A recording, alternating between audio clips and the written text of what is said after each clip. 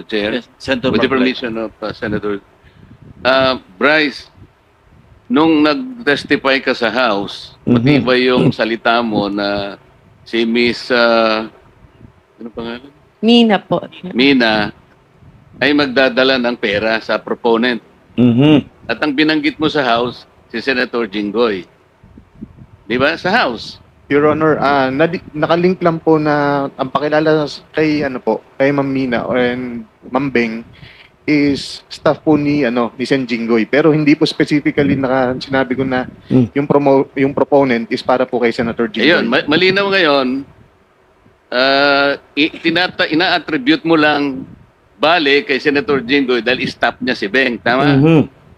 Hindi po. Ibang projects po yung sinasabi ko na nakatag po kay Senator Jinggoy. Hindi po yung specifically noong 2022. O iba na naman ang sinasabi mo. Ito munang isa-isa lang. Nag-iiba ka na naman ng na salita. Excuse Sa me, House, with the Senator Marcoleta, with the indulgence of the other members, we are suspending the one follow-up question because of the sensitivity of this issue. We want to resolve this and get to the bottom of this. So, with your indulgence, baka pwedeng suspend natin yung one follow-up question. Mag-freewheeling muna tayo. Sandali. Thank you. thank you, Mr. Chair. Kupal sila. Pero malinaw, merong magdadala, sinabi mo. Ang magdadala si Miss Mina, tama? It's either Miss Mina or Beng Ramos po. Pero merong dadalhin, di ba? Yes po. Malinaw na malinaw yon. Walang problema doon. Wala pong problema Ngayon, doon. sinabi mo na hindi naman pala si Senator Jinggoy. Specifically, hindi po si Senator Jinggoy. Okay, kanino kaya yon? Proponent lang po ang sinabi sa akin ni boss. Sino nga? Sino yung proponent? Wala, naka-blind po ako doon kung sino pong proponent po. Blind siya kung sino proponent, pero nung nag-testify ka sa House, tahasan sinabi mo, ako at si Senator Joel Villanueva ang pinangalanan mo. At Opo. sinabi mo rito, sabi ni Congressman rito, sorry, excuse me, before proceeding, can we state for the record again who is Beng Ramos? Ang sagot mo, she is the staff of Senator Jinggoy Estrada po. Staff, Patay. sagot ni Ridon, staff of Senator Beng Ramos is a staff of Senator Jinggoy Estrada. Ang sagot mo, yes po, Your Honor. Hindi ko siya naging staff kahit kailan, simula nung pumasok ako sa Senado noong 2004 up to the present. Hindi ko naging staff si Beng Ramos. How did you come to that conclusion na naging staff si Beng Ramos? Your Honor, si Boss Henry po ang nagpakilala sa akin. No. You answer my question directly. How did you come into that conclusion na staff ko si Beng Ramos? Si Boss Patay Henry po ka. nagsabi sa akin na staff niyo daw po si Beng Ramos. Paano malalaman ni Alcantara yan? Mr. Alcantara, can you confirm his statement? Respectful din na, Your Honor. Hindi ko nga po kilala to si yung pangalan to, Mina. At yung Beng Ramos po, alam ko po, nung nagtatanong nga po ako, sila po magkakilala niyan, taga Santa Maria po yan eh. Hindi ko naman po personally kilala po yan eh. So, Every time na lang po, sa akin lagi yung turo niya. magkababayan kayo ni Beng Ramos? Ngayon ko lang din po nalaman, Your Honor. Alright. Meron ka pa sinabi, this was the, sa House ha, this was the time na meron pang project binigay si Boss Henry Alcantara kay Miss Beng Ramos through Miss Mina of WJ Construction. So, yun po yung ginamit na license or contractor at nandyan po yung pag-uusap kung kailan pa po magdi-deliver ng obligasyon dahil kailangan po ni Boss Henry. Okay? Ano ibig sabihin niya? Ito po yung binigay nga po na project ni Boss kay kay Ma'am na contractor, kay Ma'am Mina, slash Ma'am Beng Ramos. I thought, kilala mo ba Mr. Alcantara si Mina? We never met po. Ngayon ko lang po siya nakita. And I swear, alam po ni Ma'am Minang, hindi po kami Miss Mina, nagkikita. kilala mo si Engineer? Hindi po, Your Honor. Anyway, Kahit po si Sir Brent Teka, sa phone. yeah, phone sino ko lang. nagpakilala sa iyo kay Bryce? Binigay lang po sa akin ni Beng Ramos yung number niya. So, over the phone lang po kami nag-usap. Okay, so kinontak mo na siya on the Opo. basis of it. Yeah. Opo. Thank you. Okay, just to pursue further, no? Miss Mina, ni minsan, hindi ka nagpunta sa tanggapan ko, sa opisina ko. Tama po ba? Hindi po. Never tayo nag-usap at ngayon lang tayo nagkakilala. Tama po ba? Ngayon lang po. Ipinatawag ka sa hearing na ito dahil nabanggit ang pangalan mo at yung WJ Construction sa testimony ni Bryce Hernandez sa Kongreso noong September 9. Tama po ba? Yes po, Your Honor. Okay. Ito pong text message na inilantad ni Bryce Hernandez doon sa House hearing. Okay? Natatanda mo ba itong text message na ito? Yes po, because I still have that in my Ikaw phone. ba nagpadala nito? Ako po. Ikaw? Ako po. Bakit Beng Ramos ang nakalagay doon? Pinanood ko nga po yung hearing ng congressional and it appeared po na to Bryce, ang ka-text niya po ay si Beng Ramos. So, bakit Beng Ramos ang nakalagay rito? Kasi po, ang pakilala ni boss sa akin is Beng Ramos is staff niyo po, hindi naman po si Ma'am Mina. Si Beng Kaya- Ramos ang staff ko? Opo, yun po ang sabi niya sa akin. Sabi nino? Ni Boss Henry ko po. Paano niya malalaman? Hindi naman kami nag-uusap niya. Paano niya malalaman staff ko si Beng Ramos? How will he know? Hindi ko rin po alam. Yun lang po ang sinabi sa akin ni Boss Henry. Gawa-gawa. Kaya po, Alam mo, nagkaroon po kami ng connect ni Alam mo, Ma'am Beng Ramos tsaka si alam mo, Ma'am Mr. Mina. Bryce, masyado ka na nagsisinungaling. Mhm. Anyway, so, ang pagkakaalam mo, sino nag-text sa'yo nito? Si Miss Mina o si Beng? Ayun po. Nakalagay po pala yung akala ko po, si Ma'am Beng Ramos. Pero si Ma'am Mina ng WJ Construction po. Okay. Ito, nangyari to December 10, 2022. Just for the record. Tama po ba? Opo, Your Honor. Sabado itong, namin, Sabado to, December 10, 2022. Kaupo lang namin mga bagong senador nun. Okay? Senator So- Jinggoy, Yes. with the, Yes, please. Mr. Chair, Go ahead, please. interjection lang, Senator Jinggoy, kung baka pwedeng to give clarity, saan yung Beng Ramos na yan? Paupuin natin dito. Mr. Chair. Yes. I have conferred already, if I may, I have conferred with the chairman of the Senate Blue Ribbon due to humanitarian reasons because she is suffering from stage 4 cancer. So, kawawa naman. We decided against inviting her because she's undergoing chemotherapy. Well noted, Mr. Chair. Thank you. Sorry, I don't know about that information. Thank you. But sana, para maklaro ito. But thank you, Mr. Chair. Okay. Please proceed. Thank you, Mr. Chair. Madam Mina, sa message mo nung December 11, which was a Sunday, may sinasabi ng isang delivery. Tama po ba? Yes po. Ano ito? Para saan at para kanino? I meant by delivery po are the documents na hinihingi niya po for the processing po ng joint venture with the host contractor. Hindi pera ito. Kasi ang ini-insinuate ni Bryce Hernandez no sa House, nung nag-testify siya, ang insinuation sa akin because of my connections allegedly with certain Beng Ramos and yourself, na staff ko raw si Beng Ramos, yung delivery na, ang pinalabas niya sa House, yung delivery niya, yung ibig sabihin ng delivery, pera. Deliver ka ng pera straight to my office. Yun ang ganun insinuation niya eh. Ang agreement po is kami po kasi yung gagastos sa processing No. fee.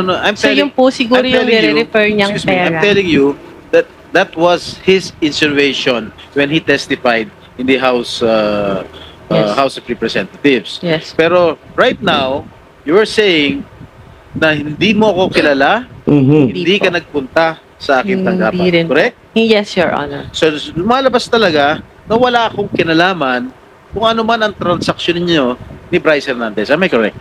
Yes, Your Honor. There, 1 second.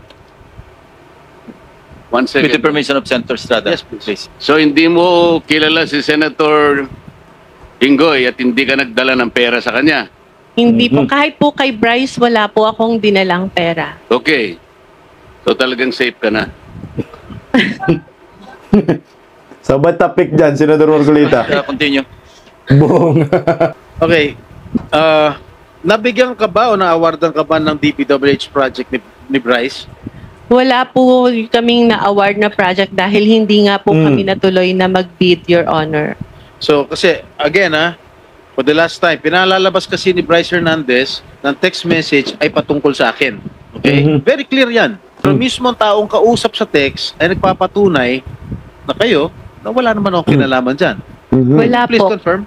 Your Honor, ang usapan pa lang po namin is magkakaroon pa lang po ng joint venture para po mag-qualify po kami. And for that, sa ganyang pagkakataon po kasi, meron pa pong invitation to bid and hindi ko pa rin po alam kung ano yung project specifically dahil nga po over the phone lang kami nagkakausap. That's why I want to send a staff para po mas malaman mabuti ano ba yung project na sasalihan po namin na for the joint venture agreement. Before you proceed, Senator Jinggoy, the committee welcomes DOJ Secretary Crispin Boying Remulla to the Senate. Diyan si Bunying. Thank you. Tapos na ako sa iyo, Damina. Tiga Sambales ka Nice pala? to meet Tiga you, sir. Sambales ka? Opo. Ayan na, umiyak na dyan. Yes po. Marunong ka magsalita. Opo. And to add po, my father is also a public servant for more than half of his life and he's known to be incorruptible. Kaya ang sakit po na madrag talaga yung pangalan. Tanda mo ng bali? Yeah po. Okay. Anyway, for the record, Engineer, I'll be asking questions to, propound questions to Engineer Hernandez. Are you done with Miss Mina? So we can excuse her? Yes, please. Unless other members will be asking questions pa. Wala naman. Okay. So, you cannot leave yet.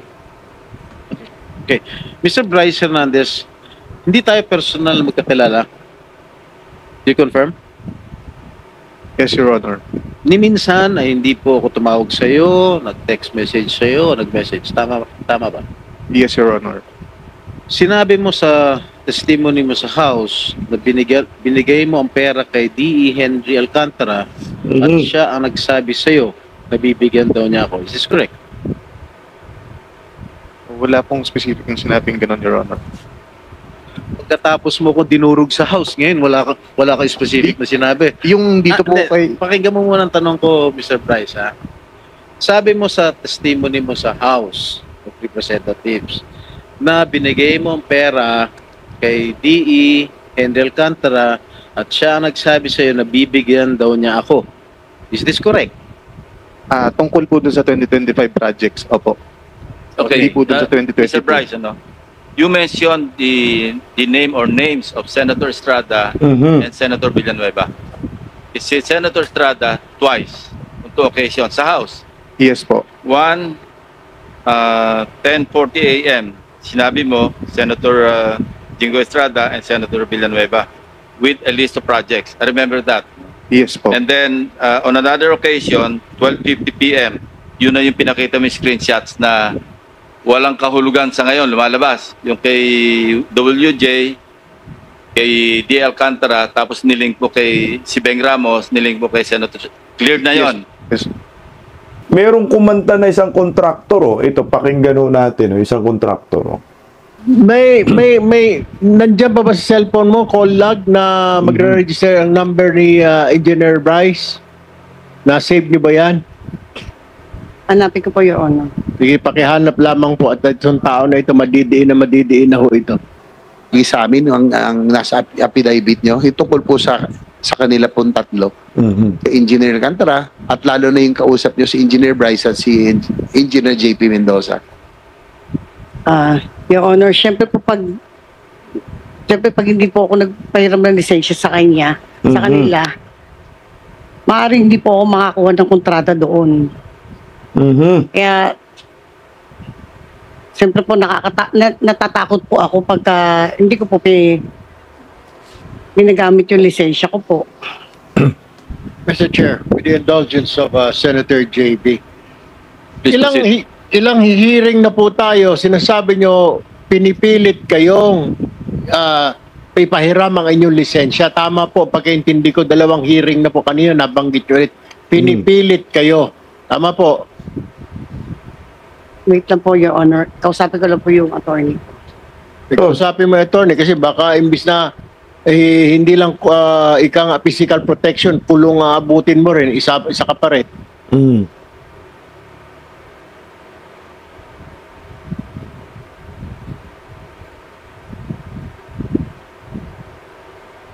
Yun po kasi lisensya ko po. Automatic na po nilang ginagamit yun. Ako po yung nananalo. Kaya nga po, ang tanong ko, kasi ilang beses niyo ho sinabi, kayo po ay pinipilit na ipahiram. Kaya minsan, kung nakatandaan ho ninyo, nakaraang hearing po, tinanong ko, tinutukan ba kayo ng kutsilyo at sinasabi niyo pinipilit kayo? Kung naalala ho ninyo, Ay. ano ho ba yon? Hindi po ako yung nagsabi ng... Hindi, kaya nga po, ang tinatanong ko nga, sinasabi nyo, pinipilit kayo, kanina lamang nasabi ninyo. Paano kayo pinipilit itong dalawa? ano po, ginagamit po nila yung lisensya ko. Siyempre, napipilitan po ako na ipahiram po sa kanila yun. So, Mali lang po ako ng, ng words po, Your Honor. Pasensya na po. Kasi po, kinakabahan po kasi ako eh. Dapat kang kabahan Kanina po kung ako sinwal ka natatakot rito. eh. Mr. Chair, I yield the floor to Senator JB. Thank you, Thank Senator you, Dugo. Senator Erwin. Yes, Mr. Chair. Kinakabahan na si nanay.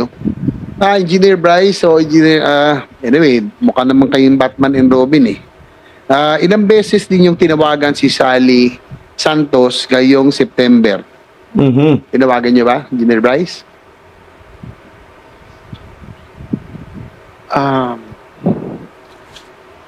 Yes or no lang? Ito yung Hindi ko isa sa matandaan mga na tinawagan sindikato. ko. Kung ngayon pong September, Your Honor, parang hindi ko po siya tinawagan. Ito yung isa sa mga sindikato na pinagtatakpan ni ng mga buhaya dyan sa Kongreso. So malamang merong mga kongresistang nasa likod doon. Ito marapit na ito. Tuloy Aba, si Engineer Mendoza, JP. September, base sa call-log ko po, wala po kami conversation. Kasi base doon sa sinampang salaysay ni Ma'am Sally Santos, kayo daw ay tumawag sa kanya. Tama ho ba? Neto po, Your Honor, umawag po si Engineer Bryce sa akin. Patay kayo dyan. Opo, Ano pong sinabi? Pakisalaysay na rin po sa committee.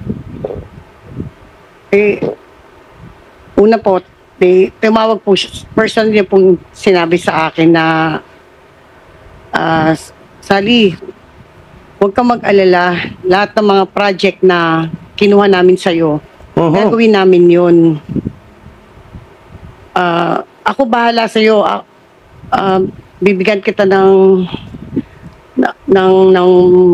abogado, ng pera, tutulungan kita. Kung pwede sana, meron na sana akong pakikiusap sa'yo. Huwag ka muna sanang magsalita. Patay ka. Tapos ituro mo sa amin, 'di ba yung pera kinukuha namin sa iyo. Pwede ba makiusap? Ituro mo si D. Henry.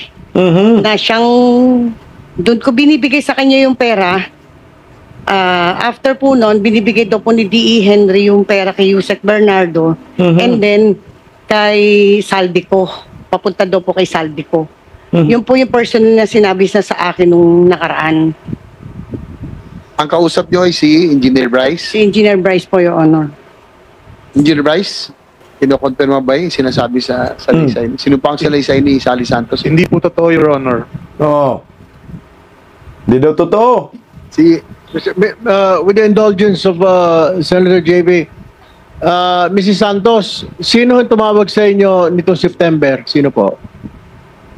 Si Engineer Bryce po. Si Engineer Bryce. Yes po. Yan po yung kinikwento nyo na siya nagsabi sa inyo, huwag mag-alala, bibigyan ka pa ng abogado. Yes, Your Honor. Huwag daw po ako magsalita. Huwag ka magsalita dito sa committee na ito. Yes po. Tsaka, Your Honor, kung di po niya ako tinawagan, bakit di po ba nabanggit niya po kanina yung 40-2020? Opo. Nabanggit din niya po yun sa akin. May nandiyan pa ba sa cellphone mo call log na magre-register ang number ni Engineer Bryce? Na-save niyo ba yan? Hanapin ko po, Your Honor. Sige, pakihanap lamang po at itong tao na ito madidiin na ho ito. Patay ka dyan. Thank you, Senator JB. Ma'am Sally, dito sa inyong sinupang salaysay, nitong mga huling linggo, ilang beses akong tinawagan ni Engineer Bryce at Engineer JP upang sabihing tulungan niya raw ako. Tama ba yun? Ba't dalawa sila? Hindi po. Sa isang conversation po kasi, may magkasama po sila. Ngayon po, siyempre, tinatanong ko po yung mga... Pareho silang nakausap niyo? Opo. Tinatanong ko po kasi yung mga project, kung ginagawa po nila, yung mga kinuha po nila sa akin. So ako po, nagpa-follow up lang po, bigla po sumabat si Engineer JP. Sabi po niya, ginagawa naman daw po. Engineer JP, paano masasabi mo doon? Sir, di po kami nagkausap. Sino nagsasabi to sa inyo? Sabi ni Ma'am Kanya-kanya lang, Sally, magkasama kayo at inagaw mo. At yung tungkol sa proyekto, yung tinatanong. Tinawag po siya ni, Your Honor, pasensya na po. Tinawag po kasi siya ni Engineer Bryce. Kasi may kinukonfirm po kasi si Engineer Bryce sa kanya. Kaya po nakasagot po siya. Ma'am Sally, totoo ba yung totoo ba na sinabihan ninyo si Ma'am Sally na balikan at tapusin ang mga projects? Kasi yun yung tinatanong niya eh. Meron ba kayo nabanggit na tapusin ninyo ito o gawin? Wala Grabe. po kaming binabanggit na gano'n, Your Honor. Ma'am Sally, nandun po sa inyong salaysay. Hindi po yan totoo, Your Honor. Sinungaling po sila eh. So pinapatapos nila yung mga ghost project. Opo na. Gawin para may maipakita. Ganun ba? Yes, Your Honor. Kasi po siyempre po nakapangalan po sa akin. Iniwan po nila yung mga project eh. Ano pong mga projects yun? Naalala niyo po? Katulad nung binisita po ng mahal nating Pangulo. Sa inyo po yun? Sa akin po yun eh. So sila din po ang gumawa nun? Sila po, Your Honor. Lisensya lang kayo? Lisensya lang po yung akin doon, Your Honor. So pinapabalikan nila para kung i-inspectionin ay may maipakita. Tama Yes ba? po, Your Honor. Katunayan nga po eh. Tinawagan ko po siya noon, sabi ko, dahil nakita ko po sa TV na napunta po ang ating mahal na Pangulo. So tinanong ko po si Engineer Bryce, kala ko baka ako ginagawa niyo yung proyekto, inaabutan, yun nga, nakita ko nga po, ako po yung tinuturo. Siyempre po, ako po yung umiiyak sa kanya. Bakit po hindi nila tinapos yung proyekto? Ang sabi niya po, may gawa na daw po sila doon. Actually po, pinakita po sa akin yung picture eh. Ito nagawa na namin na iba lang yung coordinates na ibinigay sa kay President daw po. Tapos after po noon, pinagawa po niya yung proyekto. Gumagawa pa rin po doon yung taong inutusan niya. Kaya lang po nitong pinatigil na po yun ng LGU. Hindi na po pinagawa yung taong inutusan po nila doon. Engineer Bryce, Engineer JP, ano masasabi niyo sa sinasabi ni Ma'am Sally na pinagawa niyo raw po para may ipakita? Yung pong sa PL, yung mga tinuro po niyo. Wala po kaming iniutos kay Sally na tapusin po yung project sa PL Baliwag, Your Honor. Uy, yung inutos. Napangako kasi tatapusin ninyo eh. Parang yun ang nasabi. Hindi kayo gagawa. Sila po gagawa. Ano nangyari? Lagi natin, hindi niya inuutosan na tapusin kasi sila gumagawa, lisensya niya. Correct. Siya yung nagsasabi, baka pwedeng tapusin nyo, di ba? Yes, Your Kasi Honor. ikaw ang sasabi. Ako po sasabit po kasi eh. Kaya po ako nagsasabi po ako ng totoo dito eh. Ang dami pong project po na kinuha po niyan eh. 41 projects. Lahat po yun. Kung hindi po ako nagkakamali. Ilan ang ghost po doon, ma'am? Sa tingin nyo? Ang sabi po ni Secretary Dizon, nakita daw po niya yung Perez daw po. Tsaka yan nga pong PL. Tapos hindi ko pa po, may sinasabi pa po kasi si Secretary Dizon na isa. So hindi ko pa po ma-locate. Kasi po, sa totoo lang po, kaya po ako na dito. Sila po nakakaalam ng mga location. Kahit project inspector po nila, hindi po maituro sa akin kung ano po yung mga proyekto na ginawa nila. Sabi po sa akin sa opisina, hindi namin alam kung saan nilagay nila Engineer Bryce at Engineer JP lahat ng project mo. So kahit ako po mismo contractor, hindi ko po malocate yung mga proyekto po na nilagay po nila na yan. Wala po maituro po sa akin ng mga inspector nila. Senator JB. Kutsa, no? Interject. Dapat ito bitain pati warik itong tuta ni Saldico, tambaluslos na to eh. Talagang ano yan eh, Saldico, tambaluslos. Kasi nabanggit eh. Ito yun sila, kagagawa nila, animal, ginagago ang taong bayan. Ito pa, mayroon pang pasabog, tuloy natin oh. Your Honor, yun nga pong pera na Alam yun. nyo, di ba, pinakita ko sa video, my privilege speech, naglilimas yung mga kababayan nyo sa Bulacan. ng tubig, baha, palabas ng bahay. Kayo nasa kasino. Hindi ba kayo nakukonsensya niyan? Wala ba kayong, are you really beyond redemption? Nandito na tayo, andyan ka na, deny ka pa rin ng deny. 457 billion. Aside from that, ilan pa yung deliveries mo sa kanya? Noong May 6, 2025, Magkano po yun? 141 million po, Your Honor. And then, May 23, 2025, 65 million po. and these are all in cash, no? Yes, Your Honor. Grabe. Isang team kayo eh. Magpupunta kayo sa casino, sama-sama kayo. Di ba meron kayo isang punta? Ang nanalo lang si Engineer Henry. Kayo lahat talo kayo ng 1.75 billion, million.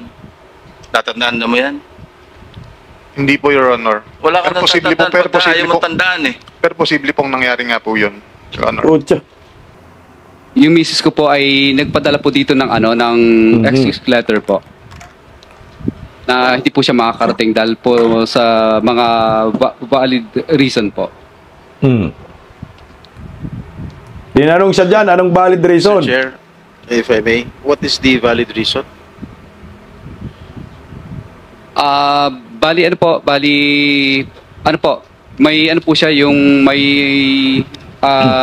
heart condition din po siya at saka po nagpadala po siya ng letter po dito. Hindi ko lang po nabasa kung ano yung iba pang content.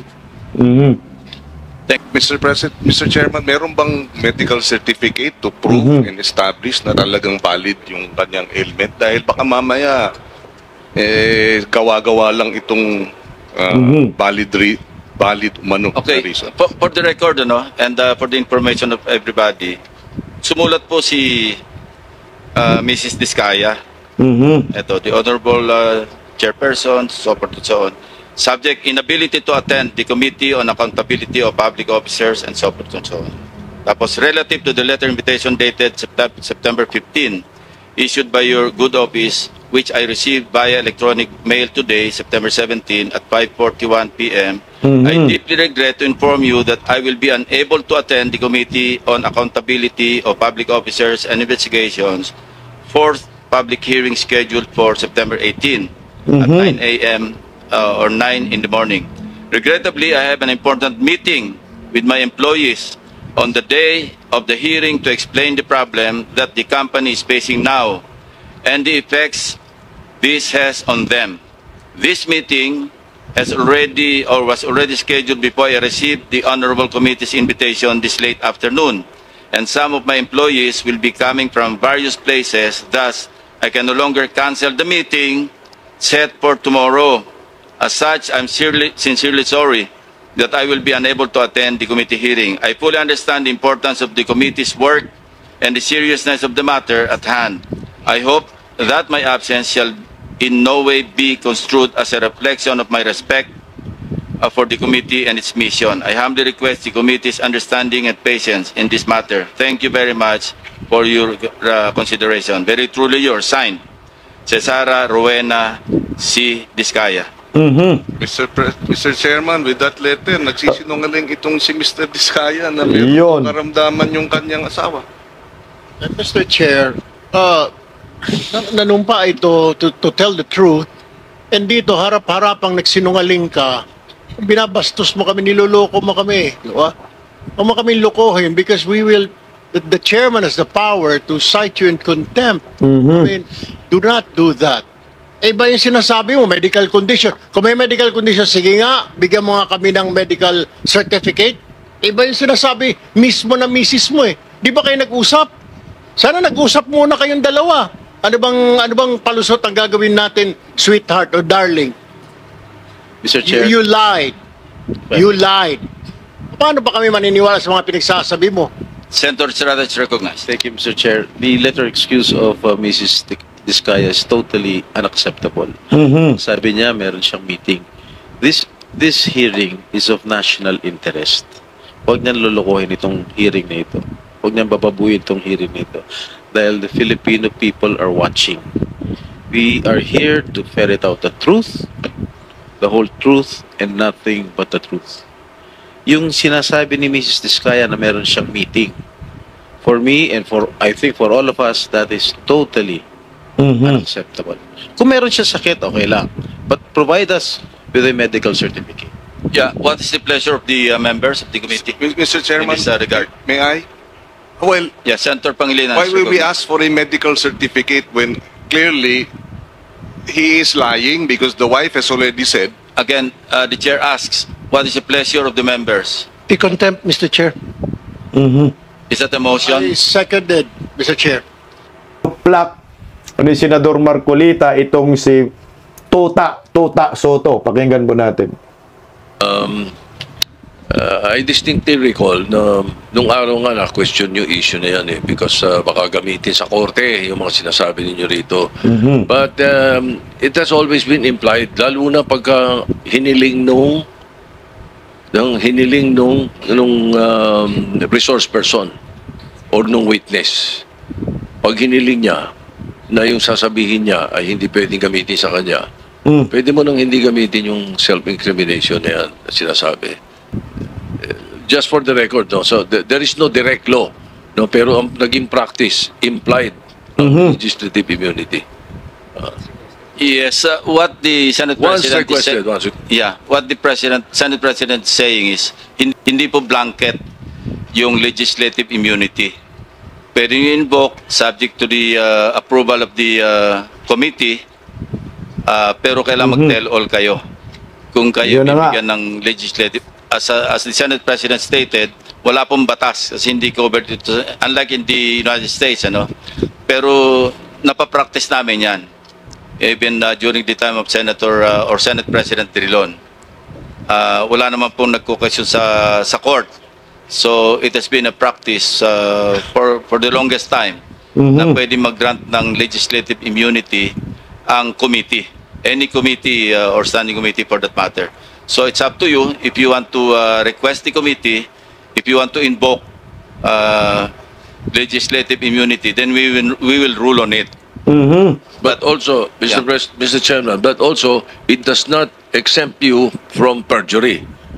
Diba? It doesn't mean that you are exempted from perjury pagdating na pag ini-invoke yung legislative immunity. Kaya kailangan sasabi pa rin na totoo. Mr. Chair, Senator Marcoleta is recognized. may I clarify that because Senate President said that by tradition, we can extend legislative immunity. But I think that is based on tradition that may not hold to any specific witness. That is why this representation, as early as last week, I think, suggested a modality that is based on the law itself, which is Republic Act 6981, where a potential witness can apply under the witness protection program of the law. I think this is the best remedy that any potential witness who wishes to come into the open, considering that he or she will be protected well by the law. Yun sana yung gusto nating tuntunin noon.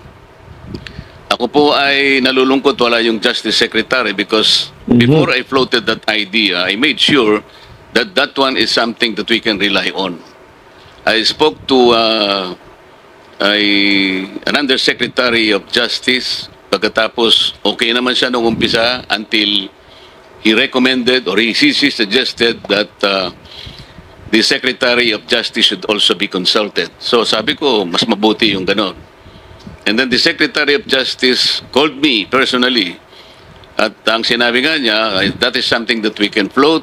We can encourage people like that. Kasi pagkakaalam ko, ang Senado, magkabakas naman tayo. Kasi ngayon, we are pursuing the Whistleblower Act na sana'y ma-ratify ng Senate as soon as possible. So sa aking pagkakaalam po ay sinabi niya na this is a route that a potential witness can take. Of course, subject to the application kung siya ay eventually be admitted. Kung sakasakali namang hindi siya ma-admit, wala pong problema doon. However, sabi ko sa kanya, we need to go into the process, which he agreed. Ang naging problema lamang po, Mr. Chair, bigla kasi siyang gumawa ng parang press briefing na kung saan sinabi niya na before a particular, in this case, the Discayas can apply under the Witness Protection Program, kinakailangang magsoli po sila ng mga nakulimbat nila, which to my mind is not correct. Sapagkat kahit basahin po natin yung Section 10, na ito po yung applicable provision under the law, yun pong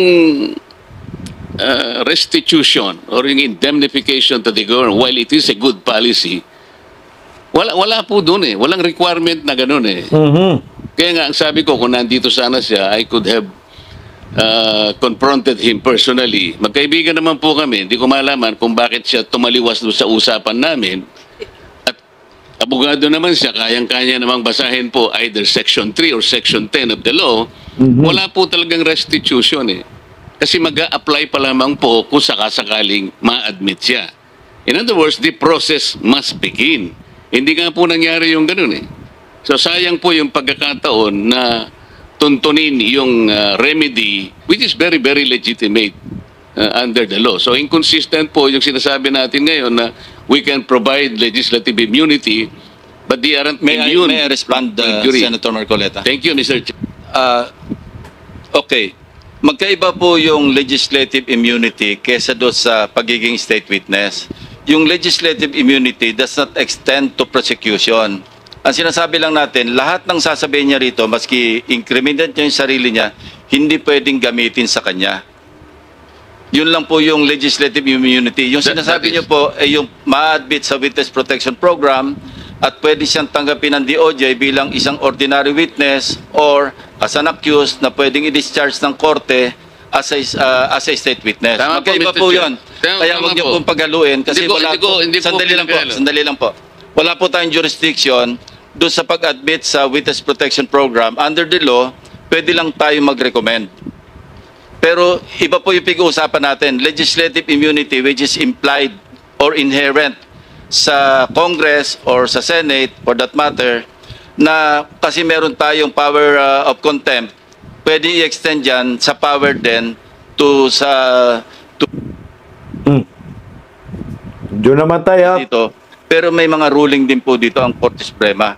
At wala naman pong nagdudulog sa Supreme Court. Ginagawa natin ito, as I said, for the longest time, wala naman pong nagko-question.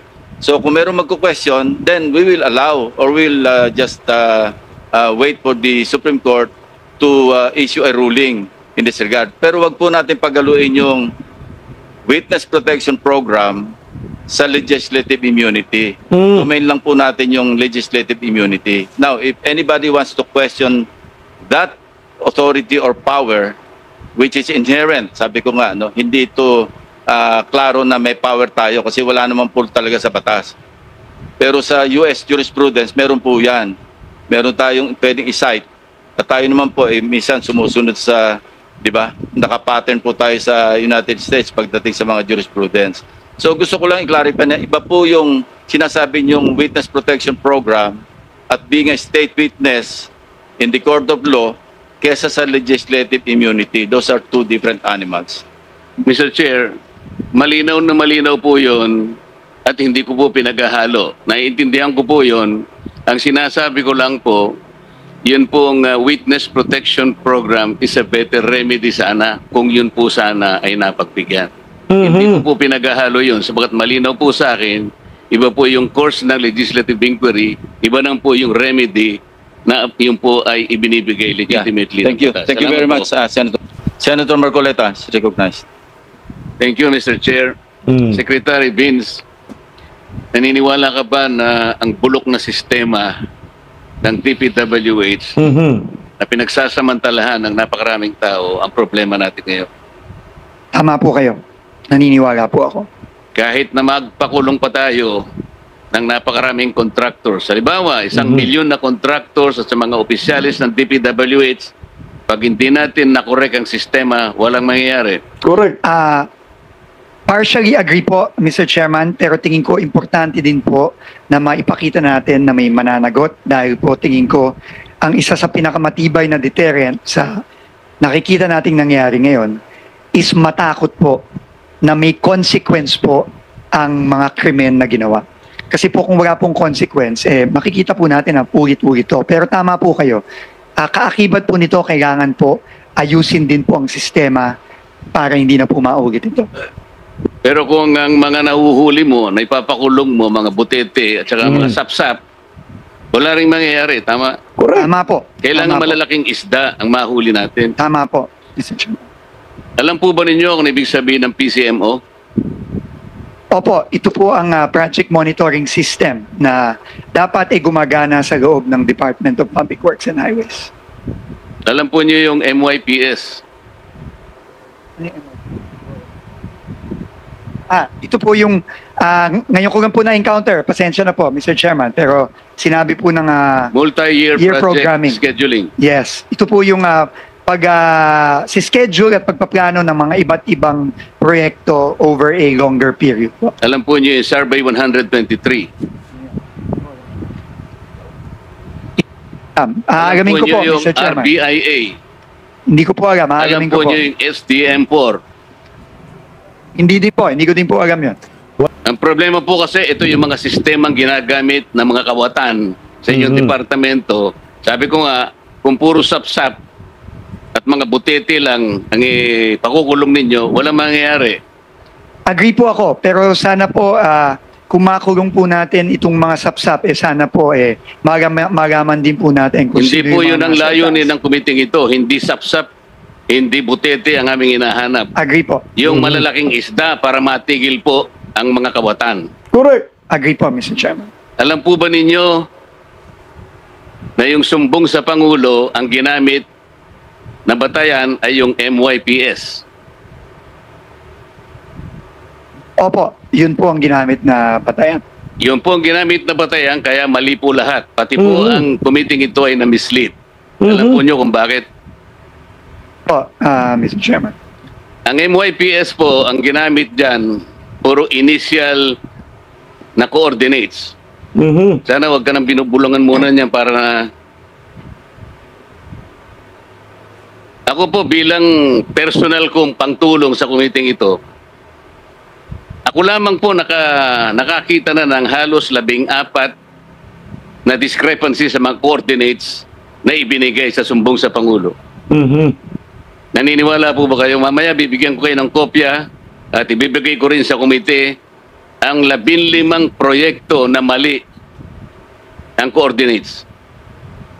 Posible po yung sinasabi ninyo, Mr. Chairman, na may maling coordinates. Nakikita na rin po namin yan ngayon sa ongoing investigation namin. Yung sumbong sa Pangulo ay mali at ang nakikita ko po riyan halos 100 o 1,000 proyekto mali ang coordinates. Ibig sabihin, kahit ano pong gawin yung pag-iimbestiga, kapag hindi po ninyo sinolusyonan ito, lalo po kayong malalagay sa misleading situations. Naniniwala po kayo? Naniniwala po ako. Kailangan pong solusyonan ito at ayusin itong mga sistemang ito.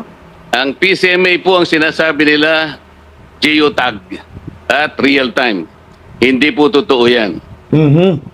Naniniwala po kayo? Opo, Mr. Chairman. Kailangan po ninyong makita yung kabulukan ng sistema. Kaya po kanina nalulungkot ako sapagkat wala dito si Yusek Cabral. Alam po ba ninyo na si Yusek Cabral ay nag-text kay Senator Soto? Opo, nakita ko po yung privilege speech po ni Senator Lacson na pinakita yung text message. Concentrate po tayo sa text niya kay Senator Soto. Yung po'y ginawa niya nung kami po ay ma-proclaim bilang senador. Tinanong po ba niyo siya kung bakit niya ginawa yun? Opo, tinanong ko po siya. In fact, nung una ko pong siyang tinanong, sinabi po niya wala siyang communication kay Senator Soto. Na hindi totoo? Well, clearly po, hindi po totoo dahil lumabas po yung text message at kinonfront ko po siya ulit at nagpaliwanag po siya na sinasabi po niya, siya po daw ay nagtatanong kung meron pong priority project ang opisina ng senador, which is clearly hindi consistent po dun sa unang sinabi niya sa akin. Sinabi nga po ng ating chairman sa kanyang privilege speech, Yusek Cabral was lying to her teeth. Totoo naman. Bakit po niya ginawa yun? Siguro po, meron po siyang tinatago, Mr. Chairman. Hindi lamang po yun. Nagpresenta siya, gusto niya sigurong masiyahan si Senator Soto sa pag-aakala niya noon, Senator Soto kasi is a contender for Senate President. Tinanong niyo ba siya kung si Senator Soto lang ang tinext niya? Sabi niya, sana makita ko yung priority niyo, 500 million for now. Ibig sabihin, may trans pa yun eh. Alam po ba niyo kung meron pa siyang tinext na ibang senador sa ganun ding pamamaraan? Wala na po siyang sinabi sa akin gano'n, Mr. Chairman. Naniwala naman kayo na wala na siyang sinabi? Siguro mahirap pong maniwala kung yung una ko dapat sana po bago nyo inallow siya na mag-resign, ay talagang pinagtatanong, dito po kasi nakasentro yung sinasabi ko sa inyong talamak at bulok na sistema ng DPWH. Hindi po siya dapat makalampas doon eh. Sayang po. Pero sa mga susunod sanang pagkakataon, kailangan nakaharap siya rito dahil iisa-isahin ko sa kanya para po makita rin ninyo bilang kayo po ay bagong pinuno ng DPWH. Mamimislead po kayo sa napakaraming pagkakataon.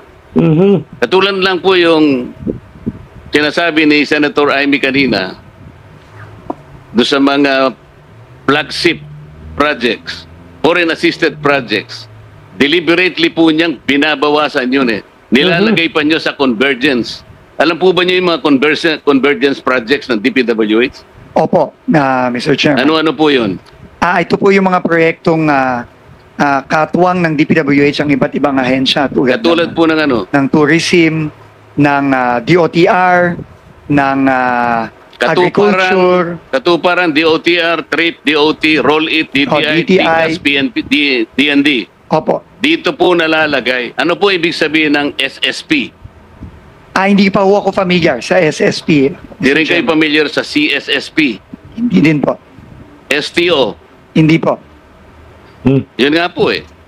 Kailangan, hindi ko po alam ko naman fast learner kayo, pero kailangan magmadali tayo. Napakarami po nitong sistemang ito, dito po sila nagkakanlong. Hanggat hindi po ito yung binusisi natin at ang gusto po natin, ipahuli natin na lahat ng contractors, ipakulong po natin lahat ng 15 contractors, hindi po natin maayos ito. Correct. Hanggat hindi naayos yung kindly sistema. wrap up because you have 5 seconds left. Salamat po, Mr. Chair. Yeah. Gusto ko po kayong tulungan, no, as an aside, no, sa inyong tanong kanina na gusto niyo malaman kung sino-sino pa yung napadala na o na-operan.